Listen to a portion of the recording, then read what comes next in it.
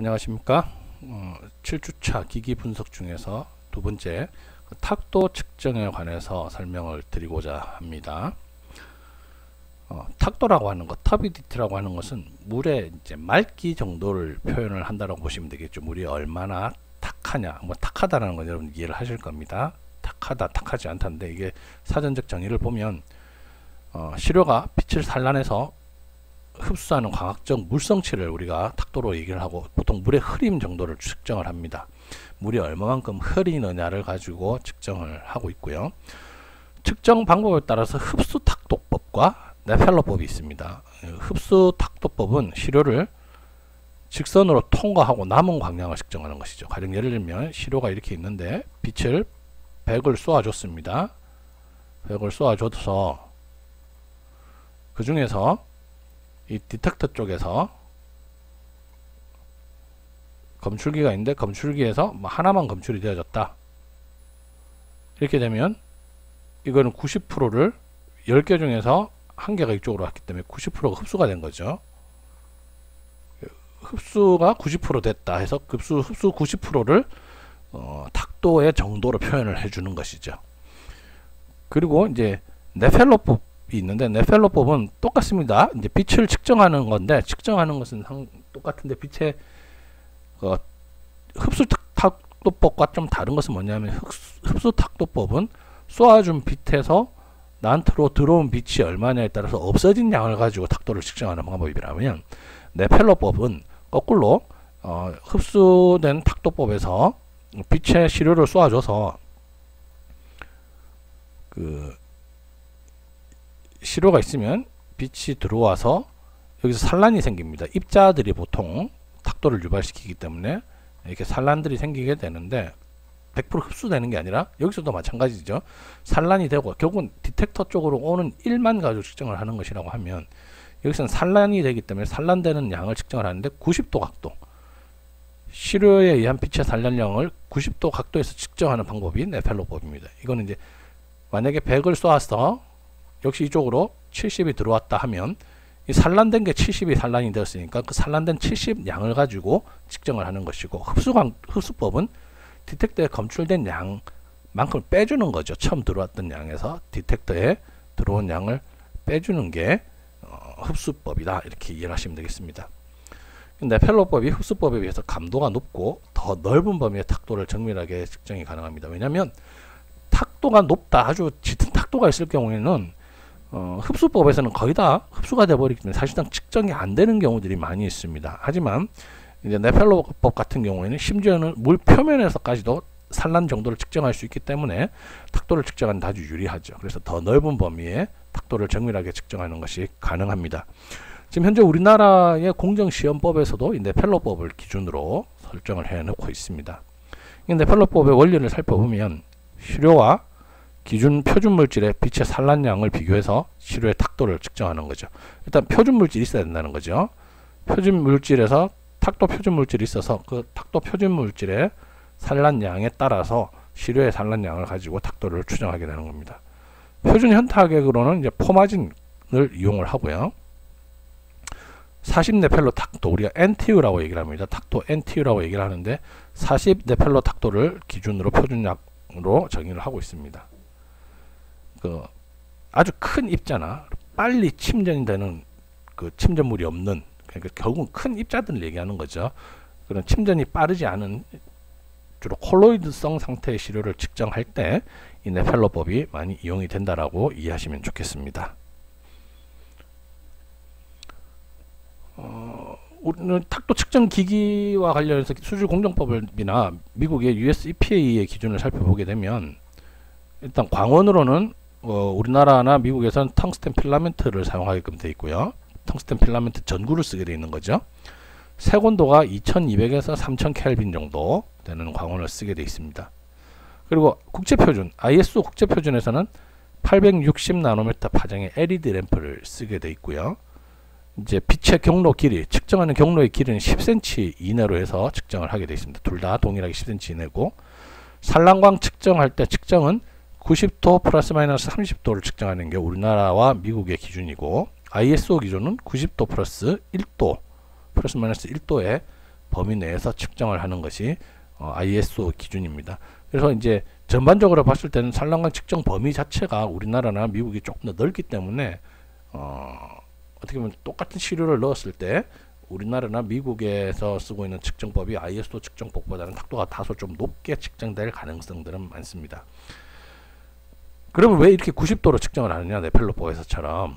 이게 이제 요게 입자라고 하면 그림에 보시면은 입자가 작고 이건 조금 더 크고 매우 큰 입자가 있죠. 이렇게 있으면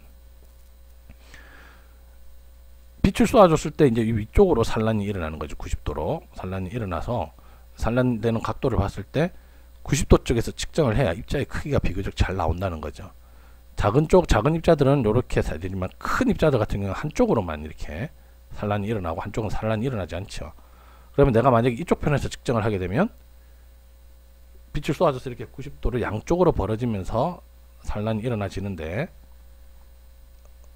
만약에 한쪽에서 빛을 쏘아주면 90도 위쪽에서 봤을 때 측정을 하게 되면 이렇게 양쪽으로 분산돼서 퍼지는 산란 정도를 확인할 수 있지만 만약에 반대편에서 측정했을 경우에는 이쪽 면이나 이쪽 면을 했을 때 한쪽이 측정이 안 될 가능성이 있다는 거죠. 그래서 입자의 크기가 같을 경우에 탁도가 같을 경우에는 입자의 크기에 따른 오차가 적은 빛이 산란 각도가 바로 90도다. 90도로 했을 때 그 입자의 크기에 따른 오차를 줄일 수가 있기 때문에 네펠러법에서처럼 이제 산란광을 90도 각도에서 측정을 해야 입자의 크기에 따른 오차를 줄일 수 있다. 그래서 네펠러법을 쓰고 있다 라고 이해하시면 되겠습니다. 그러면 우리나라나 뭐 외국에서도 마찬가지로 광원은 왜 2400켈빈 탱튼 램프를 쓰고 있고 파장은 뭐 600에서 800나노미터 영역을 쓰느냐. 이 2400 텅스턴 램프를 쓰게 되면 파장이 이 정도 나옵니다. 그리고 LED 램프는 조금 더 정밀하게 나오죠. 그 다음에 이 영역대에서 바로 이제 600에서 800 요 영역대에서 보면 2000켈빈일 때 곡선이 직선 형태를 이렇게 띄고 있죠. 요런 구간이 아니고 이렇게 직선 형태를 구간에 띄고 있습니다. 직선 형태를 띄고 있기 때문에 작은 변화에도 민감한 기울기를 보이기 때문에 이 영역의 파장을 이용하는 게 유리하기 때문에 2400켈빈의 텅스텐 파장 램프를 쓰고 요 영역대를 쓰고 있다. LED를 ISO 7002에서는 이제 요 구간을 쓰고 있는 거죠. 요 구간을 쓰고 있는 것이고 이제 우리나라 기준에서는 여기 구간을 쓰고 있는 것입니다. 뭐 육안으로 봤을 때는 그렇게 큰 기울기 차이는 없지만 약간 좀 높은 웨이브랭스 들어가게 되면은 파장 쪽에서는 7200쪽이나 텅스턴 램프 2400이나 거의 같은 비슷한 이런 영역을 보이고 있다라고 보시면 되겠습니다.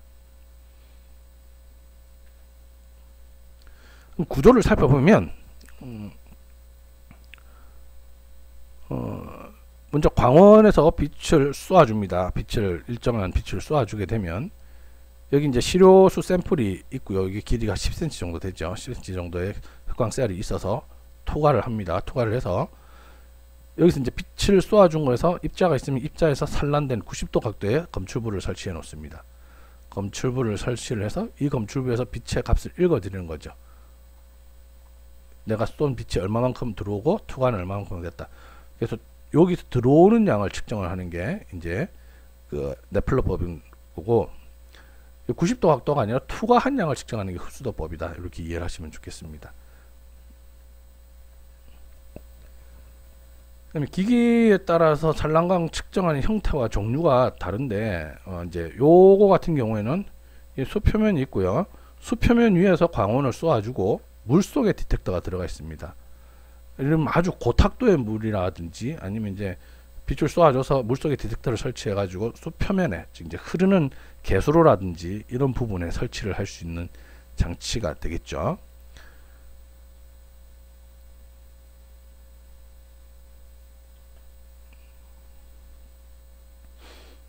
그 다음에 두 번째 형태를 보게 되면 이제 물이 이렇게 들어와서 이렇게 흘러나갑니다. 흘러나가고 이 파이프 안에 보면 램프가 설치되어 있고요. 이제 디텍터가 이제 두 개가 이렇게 설치가 되어 있습니다. 두 개가 설치가 돼서 요게 이제 산란광 측정 디텍터, 요게 흡수광 측정 디텍터가 돼서 빛이 쏘아주는 각도에서 90도 각도로 산란되는 광을 측정을 하고 그 다음에 나머지 빛의 양을 흡수양을 측정을 하면 나머지 좀 흡수 안 되는 것들이 있겠죠.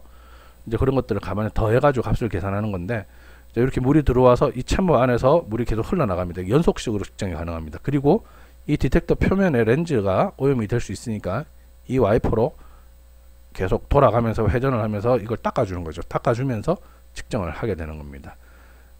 요 이제 빛과 산란이 물 속에서 일어나게 되는 거죠. 세 번째 형태는 이제 그 라인에 배관에다 설치를 해서 디텍팅을 하는 설비들입니다. 이제 이거 정수장 같은 경우에 이 형태가 가장 많이 설치되어 있는데, 물이 이렇게 유입이 되어져 들어갑니다. 들어가지면 이렇게 물이 흘러나오죠. 지로가 흘러나오게 됩니다. 지로가 흘러나오면 여기서 램프를 쏘아서 측정하는데, 이제 표면에서 산란광을 측정하는 겁니다.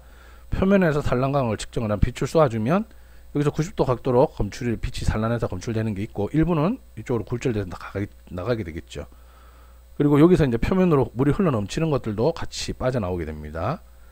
그래서 이렇게 해서 산란될 때 표면에서 산란되는 광량을 측정을 해서 하는 게 이제 이런 형태의 라인 형태로 측정하는 방식입니다. 보시면은 관안으로 입수가 돼서 이쪽으로 물이 흘러나오면 흘러나온 것은 일로 출수가 되고, 바닥으로 이제 기계에서 물을 빼낼 때 사용을 하게 되는 거죠.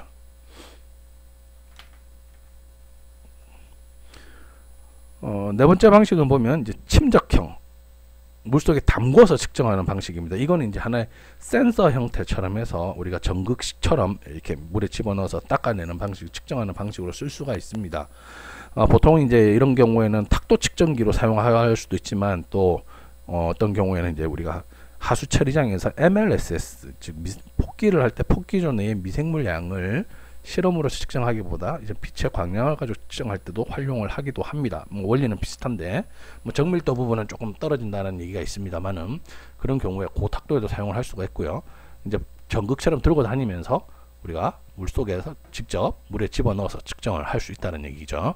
이 침적형인데, 이 침적형 같은 경우에는 이제 표면에, 전극 표면에 이렇게 와이퍼가 달려 있어서 검출부를 닦아냅니다. 닦아내고 빛을 수중으로 방사를 하고, 여기서 방사되는 거에 각도에서 90도 각도로 들어오는 거, 그 다음에 140도로 각도로 들어오는 것들을 디텍팅을 하는 거죠. 디텍팅을 해서 그 각도를 가지고 탁도를 표준 물질과 비교해서 측정을 하는 게 이런 침적형 방식이 되겠습니다. 탁도를 측정할 때 중요한 건 표준 탁도 물질의 그 탁도가 중요합니다. 그래서 보통은 이제 우리가 공정시험법에서는 헥사메틸렌 테트라민 그리고 황산 하이드라진을 섞어서 중류수에 섞어 놓은 걸 가지고 그걸 각각 1mm씩 만들어서 혼합해 가지고 40NTU 짜리를 만들어서 쓰게 되어 있습니다. 근데 보통 현장에 가면 이렇게 사용을 안 하고요. 이런 기성 제품들이 있습니다. 하이드라진으로 해서, 심지어는 이게 이제 흔들지 않아도 되게끔 아예 계열 형태로 고정이 되어 있는 그런 제품들도 있습니다. 그래서 이런 걸 구매를 해서 이걸 가지고 교정을 하고, 그 교정을 한 걸 가지고 항상 측정을 하게 되어 있습니다. 그러면 왜 이제 40짜리나 20짜리를 왜 쓰느냐? 보시면은 40NTU짜리 탁도계를 가지고 시간에 따라서 탁도를 한번 쭉 측정을 해보면 20시간 이상 경과하게 되면 40이 38로 떨어지고요. 10은 5, 1은 0.3으로 떨어집니다. 떨어지는 폭이 좀 차이가 많이 나게 되죠. 특히 저 탁도로 갈수록 차이가 많이 납니다. 왜 그러냐면 포마진 자체의 하이드라진 이런 것들이 분산 상태지만 결국은 약간씩의 침전이 생길 수가 있습니다. 그래서 이런 희석해서 사용하는 포마진 같은 경우에는 측정하기 전에 반드시 교정을 해서 잘 흔들어서 교정을 한 다음에 사용을 해야 됩니다. 정수장에 가보시면은 이제 그 원수의 탁도를 두 군데 탁도계가 이제 설치가 되어 있습니다. 원수, 그 다음에 침전지, 그 다음에 최종 그 정수지로 들어가기 직전에 또 탁도계가 하나 설치가 되어져서 탁도를 통해서 정수장에서 처리된 물 안에 어떤 부유물질들이나 아니면 이제 탁질들이 얼마만큼 제거가 되어졌는지를 모니터링을 상시로 하고 있죠. 탁도계 같은 경우에는 우리가 지금 실험실에서 실제로 확인할 수 있는 기자재가 없어서 여러분들이 설명만 하고요. 이거 같은 경우에도 어떤 종류들이 있고 우리가 어떤 방법을 쓰고 있다 정도 이해하시고, 나머지 상세한 매뉴얼들은 어차피 기자재들마다 다 다릅니다. 그리고 어떻게 유지 보수해야 되느냐 다 다르기 때문에 역시 그것들을 참고해서 사용하셨으면 좋겠습니다.